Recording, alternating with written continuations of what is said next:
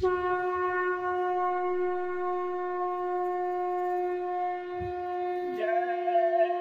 गुरुदेव। जय गुरुदेव।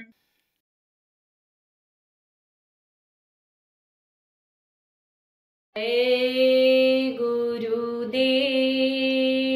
जय गुरुदेव। व्याकुल विरह दीवानी झरे नित नयनन पानी। व्याकुल विरह दीवानी झरे नित नयन पानी। हर दम पीर पिया की खटके। हर दम पीर पिया की खटके।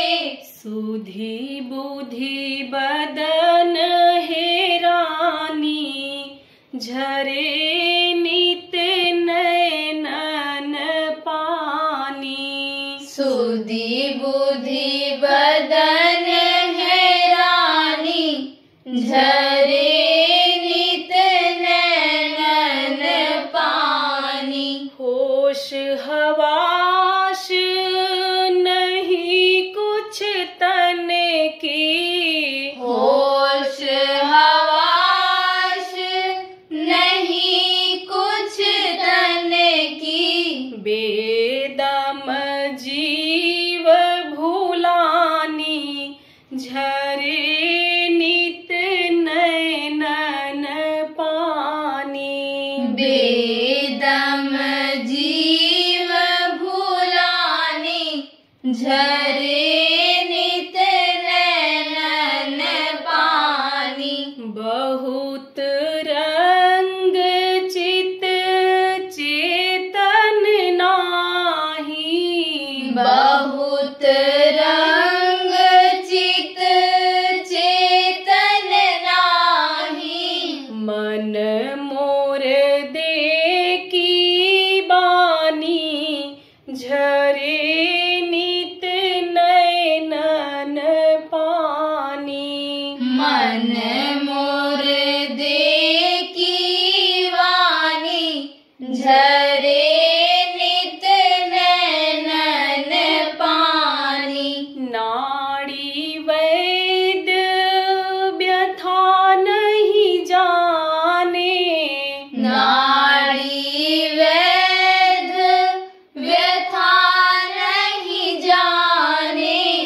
क्यों करे औषध आनी झरे नित नयनन पानी। क्यों करे औषध आनी झरे नित नयन पानी। हिय में दाग जिगर के अंदर। हिय में दाग जिगर के अंदर। क्यों करे दर्द बखानी झरे नित नयनन पानी। क्यों करे दर्द बखानी झरे नित नयन पानी। सतगुरु वैद्य व्यथा पहचानी। सतगुरु वैद व्यथा पहचानी। बूटी है उनकी जानी झरे नित नयनन पानी। बूटी है उनकी जानी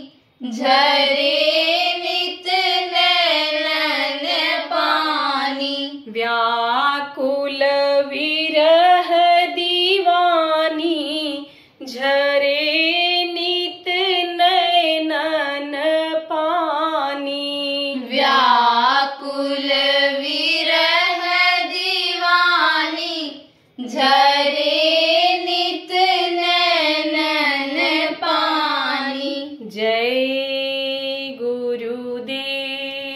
जय गुरुदेव।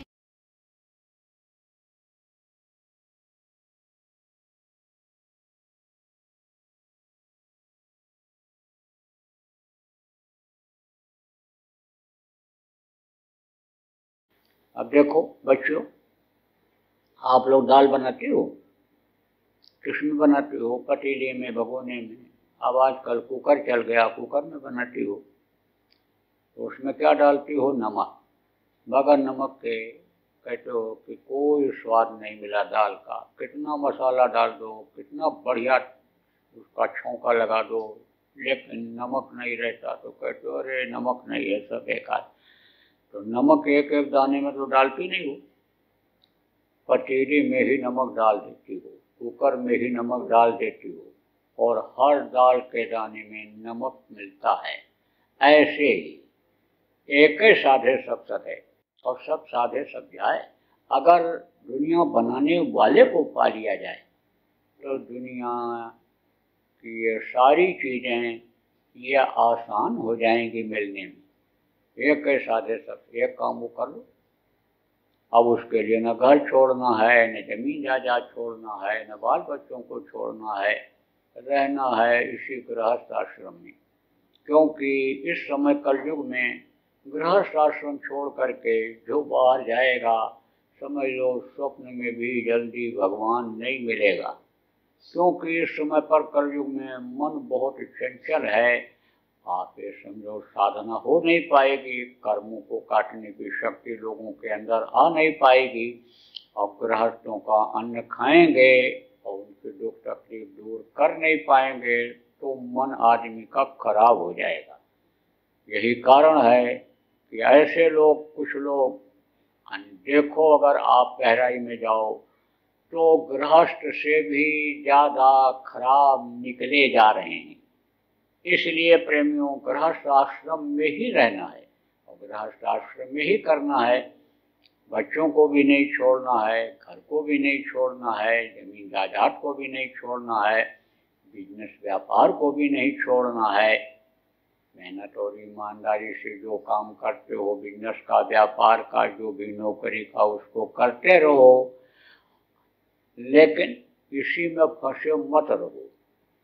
22 घंटा आप शरीर के लिए, बच्चों के लिए जो आपके आश्रित हैं, माता पिता जिन्होंने आपके लिए बहुत कुछ किया, जो दुनिया में कोई नहीं कर सकता है, त्याग नहीं कर सकता, सेवा नहीं कर सकता, वो उन्होंने किया, उनकी सेवा करो। 22 घंटा इसमें समय दो और 1 घंटा सुबह शाम अपनी आत्मा को जगा करके प्रभु के पास पहुंचा करके मुक्ति और मोक्ष दिलाने का काम करो। मनुष्य शरीर पाने का मतलब यही होता है। देखो अभी आपने सुना, क्या लेकर तू आया जग में, क्या लेकर तू जाएगा, सोच समझ ले रे मन मूर्ख, आखिर में पछताएगा। प्रार्थना गाई जाती है, बोला जाता है। तो समझो आप कि आखिरी वक्त पर तो कुछ कोई लेकर गया नहीं, न लेकर जा सकते हो, क्योंकि जिस रास्ते से डाली गई जीवात्मा निकलेगी उसी रास्ते से। जब इन आँखों से जीवात्मा को नहीं देख पाते हो तो दुनिया की चीज़ों को उधर कैसे ले जाओगे आप? लेकिन कहते हैं क्या लेकर आया, लेकर तो कुछ नहीं आते हैं, देखने में नंगे पैदा होते हैं। आज तक कोई बच्चा सूट बूट पहनकर, चड्डी बनियान पहनकर पैदा हुआ? किसी का बच्चा नहीं पैदा हुआ, चाहे राजा महाराजा हो, चाहे सेठ साहूकार हो, चाहे प्रधानमंत्री राष्ट्रपति हो, सब नंगे पैदा होते हैं। लेकिन लेकर आते हैं, कहोगे कहाँ रख कर लाते हैं? न बैग लेकर आते हैं, न टैक्सी लेकर आते हैं, न कोट पैंट पहन के आते हैं जेब में रख कर लाऊं, मुट्ठी में लेकर आते हैं। 4 पदार्थ कर तल ताके, कर माने हाथ होता है, तल माने तलुआ होता है। अब 4 पदार्थ है क्या? अर्थ, धर्म, काम और मोक्ष। अर्थ का मतलब क्या होता है? इस मनुष्य शरीर के पाने का अर्थ समझो। धर्म क्या है? धर्म दया धर्म तन बसे शरीरा, दया धर्म है, सब पर दया करो। क्योंकि सबके अंदर ये जीवात्मा है। कर्म जब खराब हो जाते हैं लोगों के, तब यही जीवात्मा शरीर छोड़ने के बाद मुर्गा, भैंसा, बकरा, हाथी, घोड़ा, कीड़े मकोड़े, पतंगों के शरीर में 84 लाख योनियाँ जो बनाई गई, उनमें सजा भोगने के लिए डाल दी जाती है। सब पर दया करो और अपनी जीवात्मा पर दया करो, ये नरकों में न चली जाए, क्योंकि कर्मों के अनुसार सजा भोगनी पड़ती है। आपको बताया कर्मों की सजा से आज तक कोई बच नहीं पाया, तो कर्मों की सजा भोगनी पड़ती है। नरकों में न ये चली जाए, मारी जाए, काटी जाए, सड़ाई जाए, गलाई जाए, तो इसको बचाओ। असला काम यह है कि इसको मोक्ष दिला दो। मोक्ष किसको कहते हैं? शमशान घाट पर मुर्दा जलाने के लिए लोग जाते हैं, वहाँ लिखा भी रहता है मोक्ष धाम, मुक्ति धाम। 2 दिन लग जाए मुर्दा जलाने में तो कोई वापस घर में लाता है? कोई नहीं लाता। कहते हैं इनको मुक्ति दिला करके ही हम आएंगे वापस। तो शरीर की मुक्ति तो हो जाती है, लेकिन ये आत्मा कर्मों के अनुसार फंस जाती है। इसको अपने मालिक के पास, अपने वतन, अपने घर, अपने प्रभु के पास पहुंचाओ। असीला काम यह है इस मनुष्य शरीर पाने का। प्रेमियों, यह भी काम करो आप 2 घंटा, आपको सीधा सरल रास्ता बताया जाएगा। देखो ये हमारे गुरु महाराज, ये इनकी तस्वीर लगी हुई है। इन्होंने बहुत से लोगों को रास्ता बताया, और रास्ता ही नहीं बताया, रास्ते पर चलाया, लोगों के कर्मों को कटवाया। और जब ये जीवात्मा निर्मल हो गई, इधर से निकलती है, वो रास्ता साफ हो गया, तो मदद करके और अपने वतन, अपने घर, अपने मालिक के पास पहुंचा दिया। आप गुरु महाराज के शिष्य, इसमें कुछ लोग बैठे हुए हो, आप प्रेमियों गुरु की पहचान नहीं कर पाए। क्यों नहीं कर पाए? क्योंकि गुरु को आपने हड्डी और मांस के शरीर में देखा। प्रेमियों देखो, जब जब समर्थ गुरु आए, कोई भी महापुरुष आए, समय पर काम करने के लिए, जताने चटाने के लिए भेजे गए, तो सबके सब मनुष्य शरीर में ही रहे। कोई धरती फाड़ करके नहीं निकला, आसमान तोड़ करके नहीं आया, सब माँ के पेट में बंद करके पल करके बाहर निकले। लेकिन उस वक्त पर समर्थ गुरु के पास पहुंचकर उन्होंने अपनी आत्मा का काम पहले किया, अंदर में ताकत पैदा किया, कि जिसकी वजह से काम में उनको कामयाबी मिली, और इसीलिए वो मशहूर हो गए।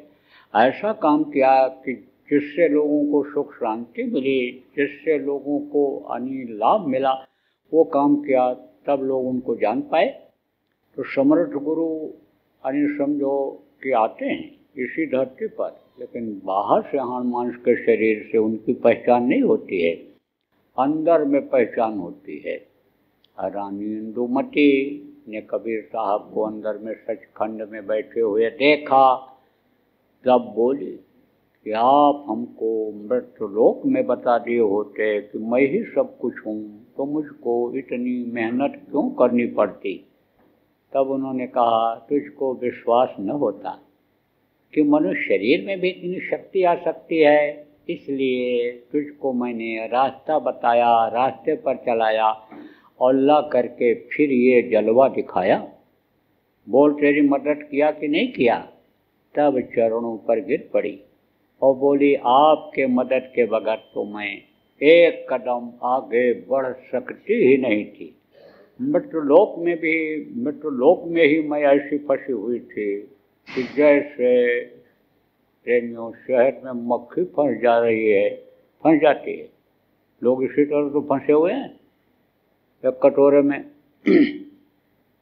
शहद रख दो तो एक मक्खी आती है जो समझदार जानकार होती, कटोरे के ऊपर ऐसे बैठ जाती और शहद को खा करके उड़ करके चली जाती है। दूसरी मक्खी आती है, कटोरे में कूद पड़ती है, खूब शहद खाती है, लेकिन उसके पंख फंस जाते हैं और निकल नहीं पाते। ऐसे ही लोग फंसते हैं।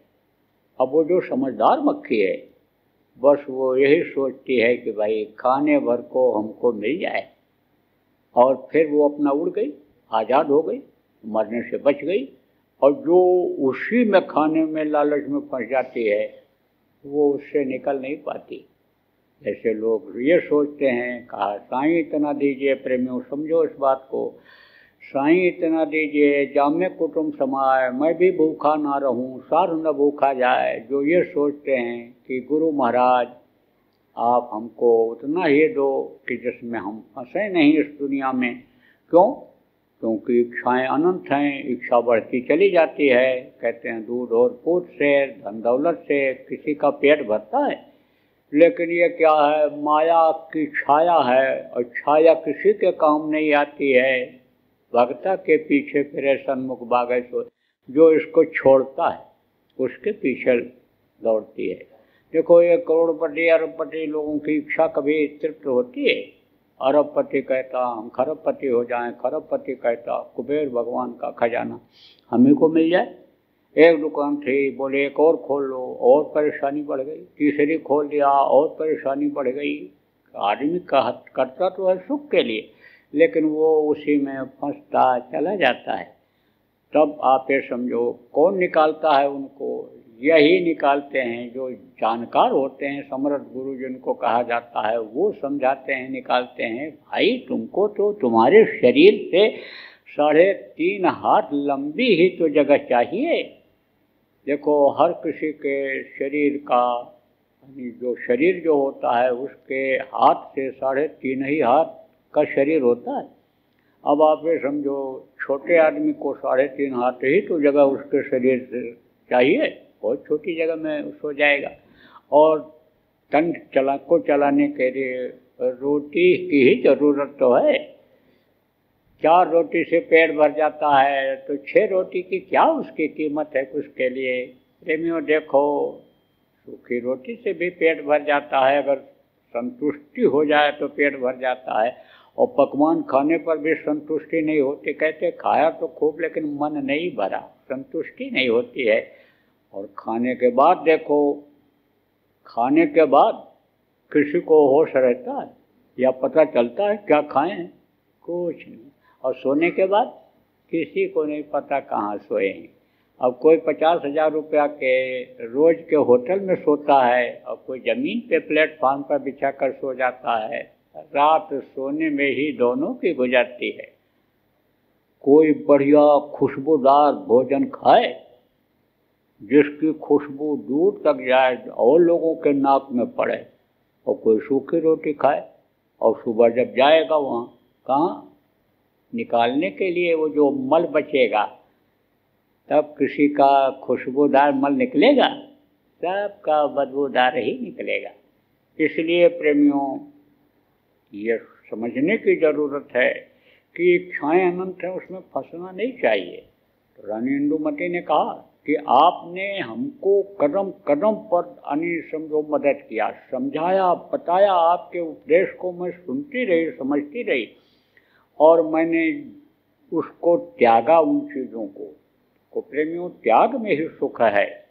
देखो प्रेमियों, अगर राम जंगल न गए होते आज उनकी पूजा न होती। तमाम राजा राम जैसे उस समय थे, लेकिन किसी का नाम कोई ले रहा है? एक से एक पावर वाले आए, कुर्सी वाले आए, लेकिन पूजा किसी की होती है? किसी की नहीं होती। त्याग में ही सुख है।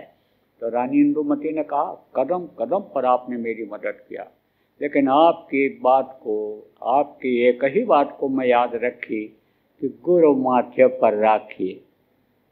अब चलिए आज्ञा माए, कह कबीर तादास का 3 लोक बना। गुरु को मस्तक पर सवार रख करके चलो, फिर तो 3 लोक में कहीं भी डर भय नहीं है। गुरु को जब अपना हाथ पकड़ा दोगे, कहीं भी वो नहीं छोड़ेंगे तुमको। अब ये भी बता दें कि गुरु को हाथ सब लोग कैसे पकड़ा सकते हैं? गुरु तो एक ही रहते हैं एक समय पर, वक्त गुरु एक समय पर एक ही रहते हैं, तो उनको इतने लोग कैसे हाथ पकड़ा सकते हैं? बाहर से शरीर के हाथ को नहीं पकड़ा सकते, अंदर में हाथ पकड़ाते हैं। और अंदर में जब वो हाथ पकड़ लेते हैं, तब बराबर संभाल करते रहते हैं, बराबर दर्शन मिलता रहता है, बराबर अन्य समझो आवाज़ उनकी सुनाई पड़ती है। आप लोग धार्मिक लोग हो और ऐसे मंदिर में जहाँ कार्यक्रम हो रहा है, धार्मिक आयोजन होता रहता है, आप देखो जो नहीं जानकार हैं वो लोग कहते हैं कृष्ण के 16,000 रानियाँ थीं। 16,000 रानियाँ नहीं थीं, वो उनकी भक्त थी, उनकी प्रेमी थी।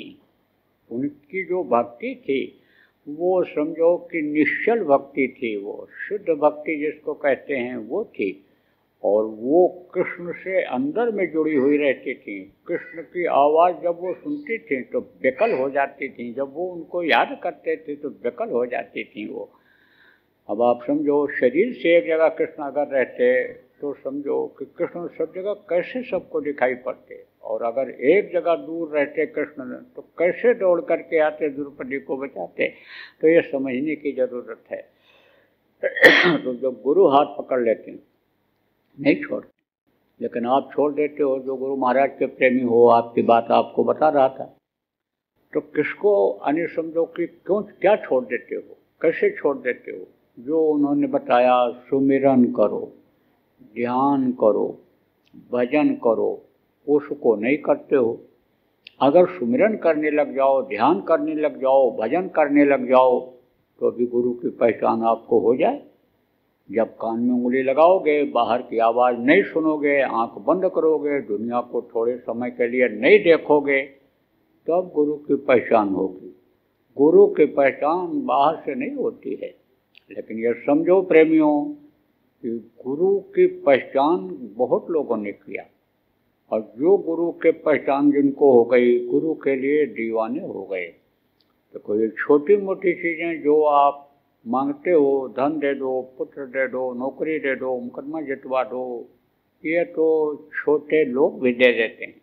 लेकिन जीवात्मा की मुक्ति और मोक्ष अन्य समझो कि और कोई नहीं कर सकता है। ये देवी देवता जिनको आप भगवान मान लेते हो, किसी ने कहा पेड़ को पूजो ये भगवान है, किसी ने कहा पत्थर को पूजो ये भगवान है, किसी ने कहा गंगा जमुना कृष्णा कावेरी में भगवान मिलेंगे, वहाँ स्नान करके आओ, किसी ने कहा अयोध्या में मिलेंगे, काशी में मिलेंगे, द्वारिका धाम में मिलेंगे, बद्रिकाश्रम में मिलेंगे, जगन्नाथपुरी में मिलेंगे, वहाँ चले जाओ।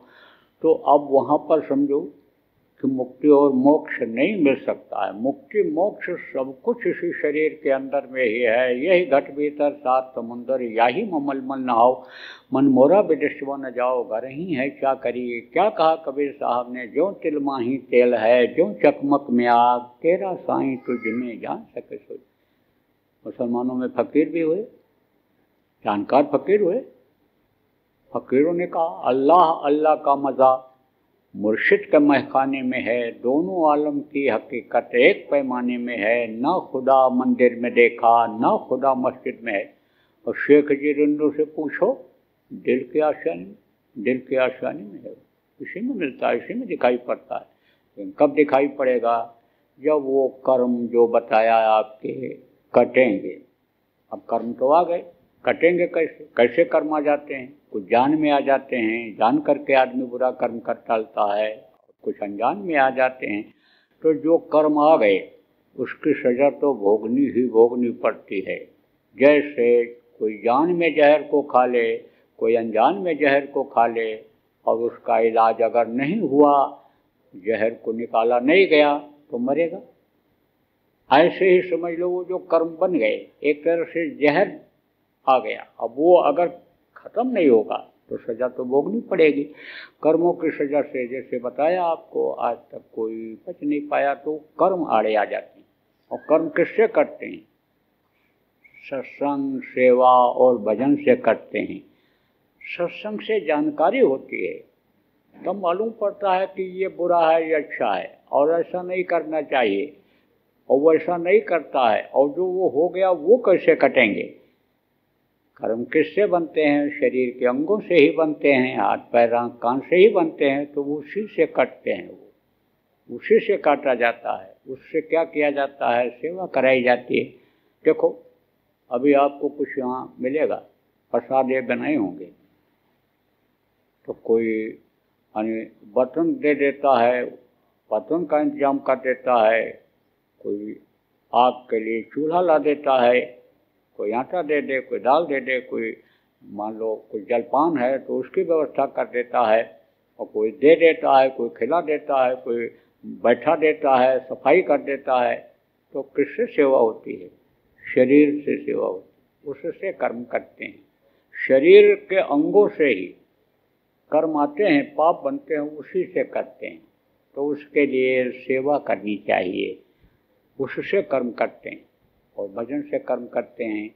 तो जब इन तीनों चीज़ों को आप छोड़ दोगे, गुरु महाराज के नामदानी या जितने भी बात का नामदानी हो, तो समझो कैसे बात बन पाएगी। इसलिए पहचान आपको अगर गुरु की करनी है तो गुरु पर विश्वास करना है तो गुरु के बताए आदेश का पालन करो। बराबर गुरु महाराज कहा करते थे कि तुम भजन करो, ध्यान करो। जब देखा मन इनका नहीं लगता है तब उन्होंने कहा, भाई तुम परमार्थी काम करो। परमार्थी काम किसको कहते हैं? भूखे को रोटी खिलाना कहते हो पुण्य होता है, प्यासे को पानी पिलाना पुण्य होता है, नंगे को वस्त्र पहनाना पुण्य का काम होता है। तो भटके को रास्ता बताना भी पुण्य होता है। लोग भटक रहे हैं, मौत के तरफ बढ़ रहे हैं, शरीर से लोग रोगी हो रहे हैं, तो लोगों को बताने की ज़रूरत है कि तुम शाकाहारी अगर हो जाओगे तो यानी समझो बीमारियों से बच जाओगे।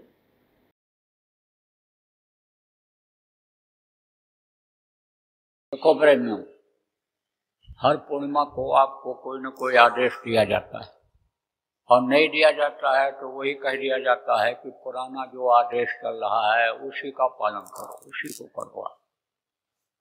तो आज ये आदेश दिया जा रहा है कि इधर सावन के महीने में बहुत से लोग धार्मिक कार्यक्रम करते हैं, आयोजन करते हैं। तो आप लोग सावन के महीने में साधना शिविर लगाओ, जहाँ जैसा संभव हो, शहर में, गांव में, जहाँ जैसे जगह मिल जाए।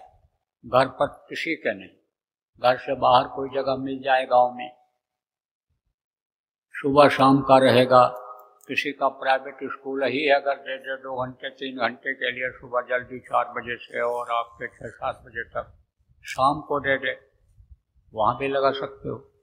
और नहीं तो अपने आश्रम बहुत बन गए, आश्रमों पर तो सब जगह साधना शिविर लगाने की ज़रूरत है। तो ये नए लोग उसमें आएंगे, सिमरन ध्यान भजन सीख जाएंगे, करने लगेंगे, अभ्यास भी उनका बढ़ जाएगा, आपका भी अभ्यास बढ़ जाएगा। आपका मन ये जो दौड़ लगा रहा है, ये जो गुलांच भर रहा है, इस पर भी रोक पड़ेगा, दुनिया की तरफ से हटेगा।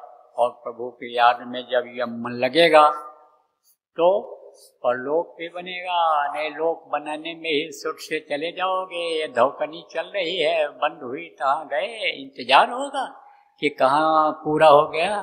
जहाँ पूरा हो जाएगा वहीं शरीर छूट जाएगा, फिर कुछ कर पाओगे। तो साधना शिविर लगाओ, आप जगह जगह साधना करो, अपने समय परिस्थिति के अनुसार समय सेट कर लो, लेकिन 2 घंटे से कम कहीं नहीं, क्योंकि आधा पौन घंटा तक तो यह मन बहुत भटका रहता है, और इसके रुकने का जब टाइम आता है तो आप उठ जाते हो। आश्रमों पर जो साधना शिविर लगाओ वो आप कम से कम 3 घंटा सुबह और 2 घंटा शाम का है। जय गुरुदेव। सरकारी व गैर सरकारी अनुदान के लिए बिना सत्संगियों के सहयोग द्वारा जनहित के कार्यों में लगी हुई बाबा जय गुरुदेव धर्म विकास संस्था का मुख्यालय पिंगलेश्वर रेलवे स्टेशन के सामने मक्सी रोड, उज्जैन, मध्य प्रदेश में है। यहाँ पर सत्संग व नामदान का कार्यक्रम होता रहता है। अतः आप श्रोताओं से अनुरोध है कि बाबा उमाकांत जी महाराज के आश्रम उज्जैन एक बार परिवार सहित जरूर पधारिएगा। आपके सुझाव के लिए व्हाट्सएप नंबर 9575600700। जय गुरुदेव।